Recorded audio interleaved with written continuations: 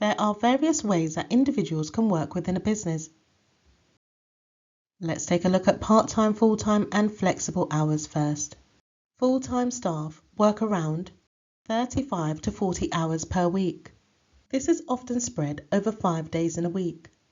Examples of job roles that include full-time employees are teachers, customer service assistants, delivery drivers, administrative assistants, bank clerks, human resources officers, financial analysts, and marketing assistants. Part-time employment. Part-time employment is a type of employment arrangement that allows employees to work fewer hours in a week than worked by individuals under full-time employment. Part-time staff have the same benefits as full-time staff, but work less than 35 hours per week. Often a part-time employee may work for 2, 3 or 4 days a week. Part-time employees work in all industries, but are commonly found in the retail industry, where a shift role may only be required on certain days or times. If this video has been of value to you, please do click the like button and subscribe, as this will help YouTube push out the video to others who might also find it useful. Flexible hours. Flexible working is more of a modern way of working and is also known as flexi-time. Flexible working allows flexibility around start and finish times for employees. This means that employees can start work earlier or later depending on their preference and what works better to suit their needs and personal lifestyle. With flexible working, employees will work their contracted hours, but there is more a choice over when they work. Flexible hours can be beneficial to employees and businesses, as businesses offering this can lead to increased staff motivation and staff retention, which could further lead to higher productivity within the workplace.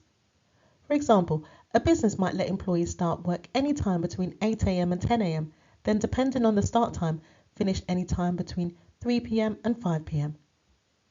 Zero-hour contracts. Zero-hour contracts are employment agreements where the employer is not obligated to provide the employee with any minimum working hours. Instead, the employee is typically called into work as and when required by the employer. You'll see these type of contracts typically in industries such as labour, retail, hospitality, and healthcare. Permanent, temporary, and freelance contracts. When individuals are given a job by a business, they are given one of the following types of contracts: a permanent contract, a temporary contract, or a freelance contract. A permanent contract is also known as a permanent employment contract or an indefinite contract, and it's an employment agreement between an employer and an employee that does not have an end date. It is a type of employment contract that typically provides greater job security and stability for the employee compared to a fixed term or temporary contract. Examples of permanent contracts are for teachers, air stewards, and IT technicians. A temporary contract, also known as a fixed term contract, is a short-term contract and is also an employment agreement between an employer and an employee that has, this time, a predetermined end date. So there's an end date when it comes to the temporary contracts, unlike permanent contracts that do not specify an end date. Temporary contracts are for specific periods of time or for the duration of a particular project or task. An example of a temporary contract might be given to seasonal workers who work over the Christmas period. A freelance contract is also known as a freelance agreement or an independent contract agreement. It's a legal document that outlines the terms and conditions of a working relationship between a freelancer or independent contractor and a company.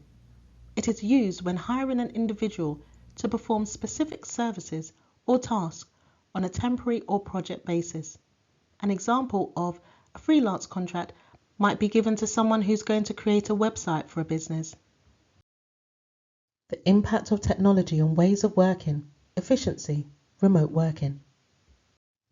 Technology has significantly improved efficiency in the workplace in several ways. One of the ways is improved communication.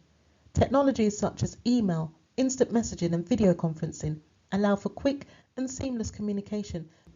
Technology has brought a change to the work environment. People are able to work together from different locations. This is known as remote working. Remote working refers to a work arrangement where employees do not have to commute to a physical office, but instead can perform their job duties from a location outside of the traditional office environment.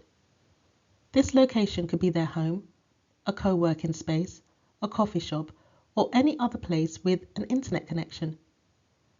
Remote working is facilitated by technology such as computers, smartphones, internet access, and communication tools like email, video conferencing, and messaging apps. It offers flexibility and allows employees to balance their work and personal life, potentially increasing productivity and reducing overhead costs for employers.